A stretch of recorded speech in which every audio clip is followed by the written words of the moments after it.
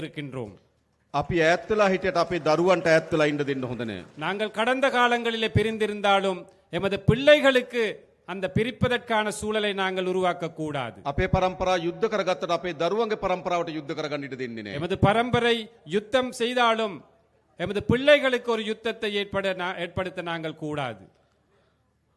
උතුරේ දකුණ නැගෙනහිර සියලු ජන දරුවන් එකට එකතු වෙන රාජ්‍යයක් බවට මේ රාජ්‍ය අපි පත් කරනවා. வடக்கு தெற்கு கிழக்கு மேற்கு என்ற அனைத்து பகுதிகளிலுமே உள்ள பிள்ளைகளை ஒன்று சேர்க்கும் ஒரு தேசிய விழாவாக நாங்கள் தேசிய அரசாங்கத்தின் முடிவுகளாக இதை நாங்கள் முன்னெடுப்போம்.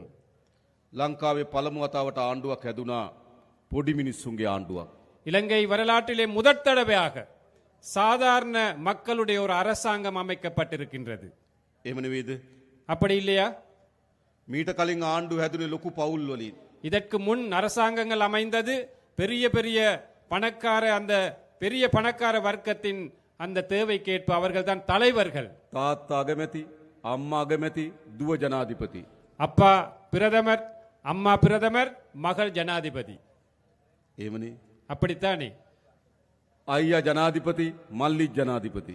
அண்ணாவும் ஜனாதிபதி, தம்பியும் ஜனாதிபதி. මාමා ජනාධිපති, බෑනත් ජනාධිපති. மாமா ஜனாதிபதி, மருமகன் ஜனாதிபதி. පහුගේ ජනාධිපති ඡන්දෙදි උත්සාහ කරා ජනාධිපතිවරුන්ගේ දරුවෝ දෙන්නෙකුත් ජනාධිපති වෙන්න. கடந்த ஜனாதிபதி தேர்தலிலே உங்களுக்கு தெரியும் 2 ஜனாதிபதிமார்களுடைய மகன்மார்களும் ஜனாதிபதி அந்த தேர்தலிலே போட்டியிட்டார்கள். එහෙමනේ. அப்படித்தானே? ඒ කියන්නේ බලය තිබ්බේ කාගාවද? அப்படி என்றால் அதிகாரம் யாருடைய கையில இருந்தது? උඩ ඉන්න පවුල් ගාව තමයි බලය அந்த තිබ්බේ. மேல் மட்டத்திலே இருந்த ஒரு வர்க்கத்தின் கையில தான் அதிகாரம் இருந்தது. හැබැයි මේ රටේ ජනතාව ஆனால் இந்த நாட்டிலே மக்கள் පහුගේ ජනාධිපති ඡන්දෙදි තීන්දුවක් ගත්තා. கடந்த ஜனாதிபதி தேர்தலில் ஒரு முடிவொண்டெடுத்தார்கள். උඩ පවුල් වලින් மேல்மட்ட அந்த வர்க்கத்தில் இருந்து බලය පහළ පවුල් අතර මාරු කරන්න. அந்த அதிகாரத்தை சாதாரண மக்களிட கையிலே வழங்க வேண்டும் என்று. හොඳ නැද්ද? நல்லமா கெட்டதா? නල්ලම්. නල්ලම්. නේද? දැන් අපිට තියෙන මොකද්ද? இப்போ எங்கள் முன்னூர் இருக்கும் දැන් හදලා තියෙනවා පොඩි මිනිස්සුන්ගේ ආණ්ඩුවක්.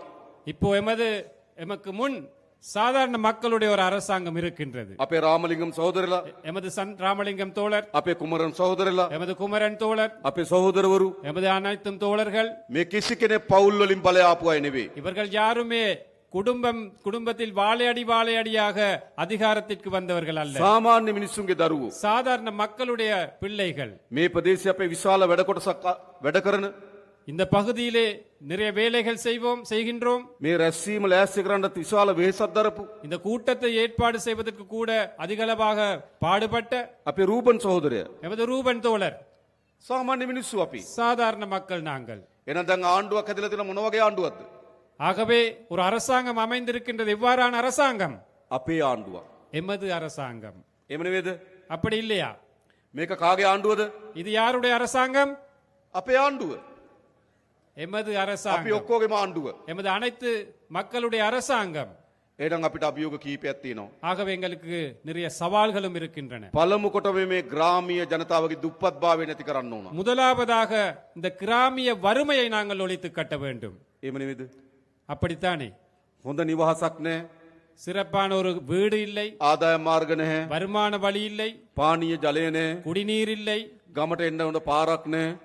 வீட்டுக்கு வர்றதுக்கான கிராமத்துக்கு வர்றதுக்கான දරුවට பாதை ගන්න இல்லை, හොඳ පාසලක් නැහැ. பிள்ளைக்கு நல்ல ஒரு ஸ்கூல் இல்லை, දීවර රස්සාව කරන්න විදියක් மீன்பிடி නැහැ. கடற்தொழில் செய்ய முடியவில்லை. විශාල බැටකන ජනතාවක්.